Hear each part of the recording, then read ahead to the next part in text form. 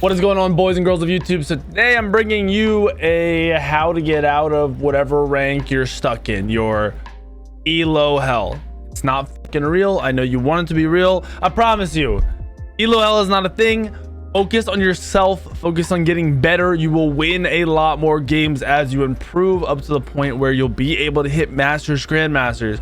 But for the time being, those of you who are on that grind and just want a little bit of a boost, a little bit of an easier way up to that next rank, this is how you're doing it. I'm giving you the top winning gods, the gods that will get you out of whatever rank you are stuck in. So if you're bronze, I got a list of every 2 gods, every role for you to play.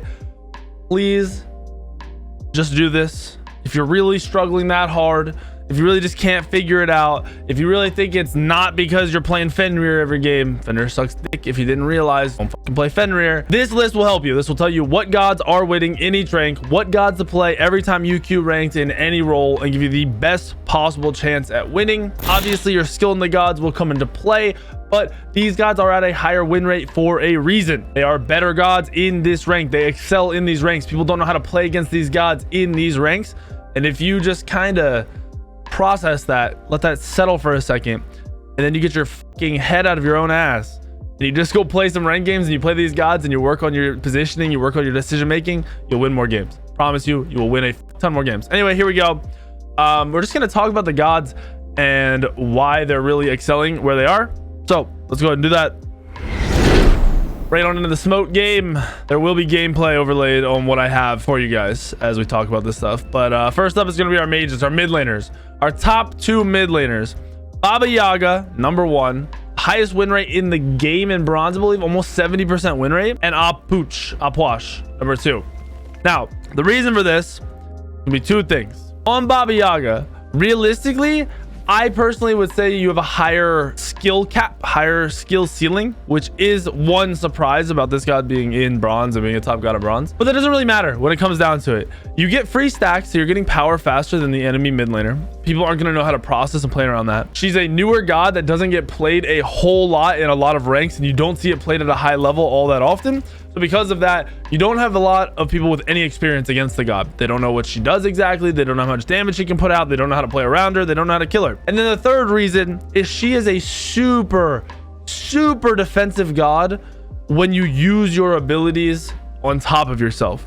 Your 1 allows you to turn and get away and self-peel and do a lot of damage. Your 2 also has slow, so it has self-peel and does a ton of damage. Your 3 allows you to escape while also doing damage on top of yourself. And then your ultimate, the big fucking end-all be-all, it knocks back, it gives you a shield, it makes you CC immune, you can run around launching shit. And people are afraid of the ult's damage, so they never dive through it. Usually people disengage off of you, so it is a very defensive god when played properly. Builds are very simple, and you build stacks faster basically just by playing the game. And I think all these things kind of ramp up into this ultimate bronze mid lane mage. She is safer than most of the mid lane mages, even the other mid lane mages we're going to talk about. Really, I think if you spend any amount of time on this god, you give the god 3, 4, 5 games to the point where you're comfortable with the actual abilities, and you're comfortable with pulling that potion. So your 2 on this god you can stack, so you put it in your potion slot, read the abilities, you guys will understand it. It's not too hard to process, so you can hold 2 of your 2s. As you're doing that without thinking about it, you'll become a lot better, and the god will just excel a lot faster for you, and you'll do a lot more damage than you'll like at the beginning of playing the god. You might not do that well, you might not do that much damage. As you figure it out, you will just start doing tons of damage. Just how she is. That's number 1, top winning god in bronze. Number 2, as we mentioned already, this is mid laner, Apwash. Another very high win rate god. Reason, Apwash has insane amount of, I want to say, I keep calling it like self-peel. You guys don't understand what that means. It means the ability to get people off of you either by CCing them, meaning stunning them, rooting them, those kind of things, slowing them, or by just doing damage and making them having to disengage off of you, meaning leave you. And that's what Apwash also does, similar to Baba Yaga. You ult yourself, you drop your 1 and your 3 on yourself, you blow up the creeps on yourself, anyone killing you will die. So these gods do very well on anything that is W keying you. In Bronze League, that's all people do. They just run at people till they die or they get a kill. These gods stop that. These are mid lane mages that stop that. While Apwash is a little bit less mobile, really it's just a bunch of big circles. You have your 3 is a circle, your 1 is a circle, your 2 is a circle, your ult is a giant fucking rectangle. You can't really miss your abilities if you're just trying to drop them on top of yourself. So you see these gods excel in this bracket where everyone is just running at you. They just run, W key, run. That's why you're seeing these two gods excel. Obviously, this is the defensive aspect of why you see them excel. Upwash can do a lot of things. Built-in anti-heal. A lot of gods are focused on healing right now, so you don't have to worry about building anti-heal as badly. On top of the fact that you just kind of have the ability to clear and sit back and not ever be too far out of position, especially not on accident. You don't have to run up to use your abilities at close range, like say Scylla or Zeus or something like that. You're able to just sit a little bit farther back and throw your abilities and just play at a slower pace. And this will also excel in the mid lane mage for a bronze player. This is getting you from bronze to silver. These are the best gods in bronze right now. Highest win rates. So there's your two mid lane mages you should be focusing on. We've got bunglers. We've got junglers up next. We got two assassins. Shouldn't be too surprising.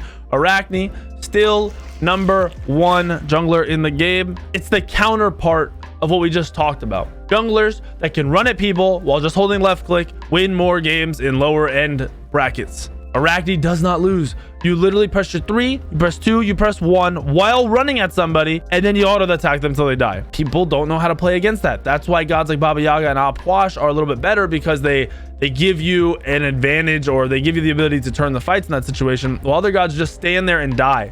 Arachne still bopping. Tons of videos and stuff on Arachne. If you guys want to learn more, just literally search Weekend Arachne and you will find more. But she is still the most winning bronze jungler in the game. Number 2, little bit of a surprise, but we've seen a big spike in win rate for Set after the 2 change. So they made it so your 2 does more damage late game, a little bit less damage early game. Set is another run at you god. It's more of an ability based run at you god. Yes, you do auto attack, but it's all about your 1 and your 2 and then popping your ultimate and spamming auto attack while 1ing and 2ing. It's an ability based W key god. Does the same similar thing as Arachne. You just jump on top of somebody 2-1 and just auto attack them.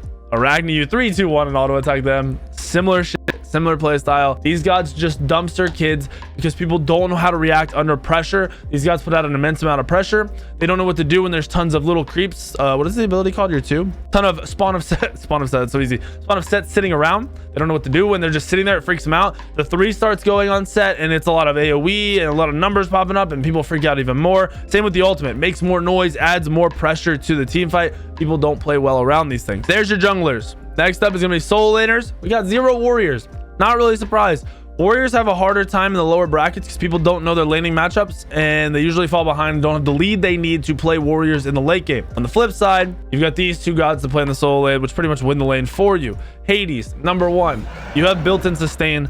Most people have no fucking clue what they're doing against a Hades. They don't know how to beat a Hades. They're super confused when playing against it. In team fights, you press ultimate and people freak the fuck out. You have healing for the lane, so even if you fuck up, make a mistake, you just heal yourself up using your 3. You build a little bit of damage, you build a little bit of defense, and you're almost unkillable. Nobody's gonna build anti-heal, as I mentioned. Like Upwash has it built in because people don't like to build it, so it works out. Hades not gonna get anti-healed. You're gonna be in the solo lane getting a ton of free farm. Your ability to clear the wave, I know this is bronze, this might be hard for some people to process, but once you learn how to proxy in that solo lane, proxy means clear the wave way ahead of where it meets your wave. So you would clear the wave in between the tier 1 and the tier 2 tower. Hades is really good at that because you just stand there, group the creeps up, auto a couple times, press 3, it dies, you walk away, do whatever the fuck you want. So there's Hades. Number 1 that is the best solo lane god for you to play right now in bronze. Number 2 is Cerberus. Similar idea, not quite the same, but similar idea. So Cerberus's passive is going to steal lifesteal or healing from people.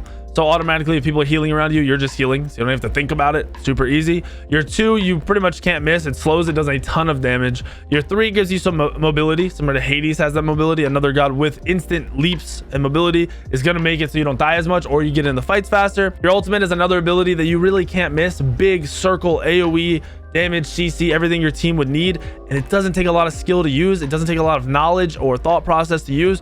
Blink in, jump in, ult, boom, you did it. Your 1 is going to be your biggest skill shot, your hardest to hit ability. And I'm going to safely assume in bronze, most people aren't hitting the 1. It's just not going to be something they become consistent with until you play the god a bunch. But it doesn't matter. The damage still comes off even if you don't directly hit the 1 and get the stun off. You still have the damage from the 2. You still have the pressure from the ultimate. You still have the leap from the 3. The kit is still there. Once you get good at hitting the stun, you'll probably win a ton more games than when you're not hitting the stun, but he just does well. He has everything that we talked about. Still okay when behind. You don't need a massive level lead to be super relevant. You do damage naturally no matter what build you go. You go tankier build, you're still gonna do good high base damage. This is similar to these other gods. They just do damage easily no matter what, and it doesn't take a lot for you to get in position or to get where you need to be to do that damage. That's our solo laners. Next up are going to be our ADCs.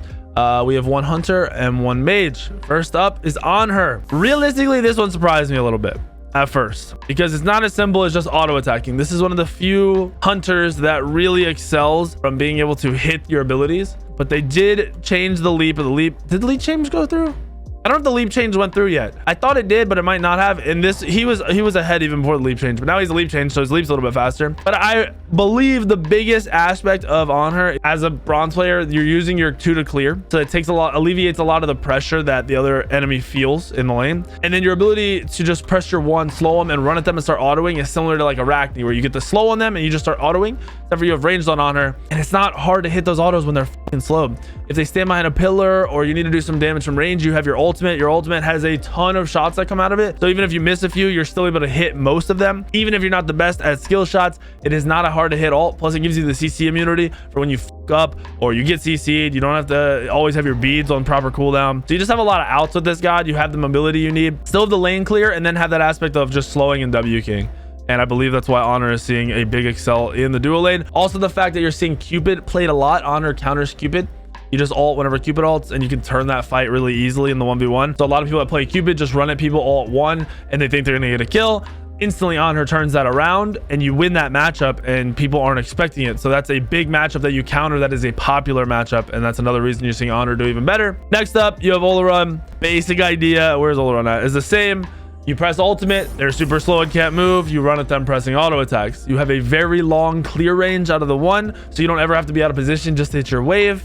And then you have the self peel from your knockback. You have the auto attack speed, so even if you miss a couple autos, you're still going to be able to land a couple autos. So he pretty much does everything you need. His biggest aspect is doesn't have mobility, but as long as you have the ultimate up in a team fight late game, when you're full build, you should win all those team fights. Even if you hit one person, you'll win those team fights, and that's why you're seeing Oleron do better. Plus the builds obviously made Oleron even better. Item changes, that was a while ago, but in bronze specifically, people don't know how to play around the ultimate.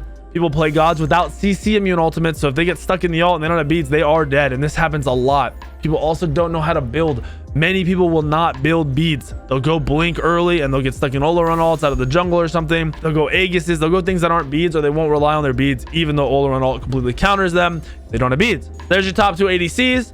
Last up for the bronze boys is your guardians. Your top 2 guardians right now. Xing 10, number 1. The easiest, safest to play support guardian in the game. You have mobility. You have a lot of mobility out of your 3. You have a CC immune ult that's easy to land and does a lot of CC. You have a knockup, which is not hard to land, and then you have a 1, which makes it so anytime you're on a hunter or somebody else, you are reducing their attack damage, so you're taking less damage in general.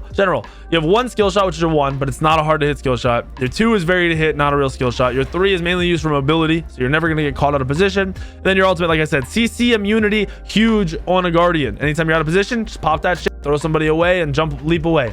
He also has a lot of regen. The fact that he's basically just going to be running around being annoying, trying to outpoke somebody, so throwing some abilities at somebody and then just using that HP to regen is another aspect. Games are slower in Bronze League. There's a lot of fighting, but there isn't so much killing and so much consistent fighting that you wouldn't see a lot of gain out of HP 5. You do see a lot of gain out of the HP 5. So very easy, very safe to play Guardian. That's why he is number 1. And then your next up is Cerberus, just an aggressive support. Sometimes in the game, that W key aspect, that run at them, press auto attack, is the playstyle that wins the most, especially bronze, silver, in the gold. Even in the plat, honestly, you see that playstyle work. That's what Cerberus does. Cerberus plays the support lane, just runs at people pressing 2 and 1 over and over and over and over again, spams ult to get beads whenever possible, and you win your lane a lot because people don't know how to play into that pressure. You also still have that passive that we talked about when he's in the solo lane, stealing some of that HP that's healed.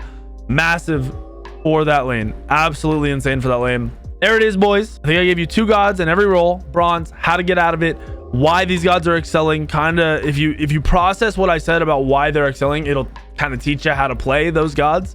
The ones that you W key on, the ones that you wait to be W keyed, so you drop your abilities on top of yourself, the ones that are more aggressive if that's your playstyle, the ones that maybe are more defensive if that's your playstyle. It's all there. You got a lot of options.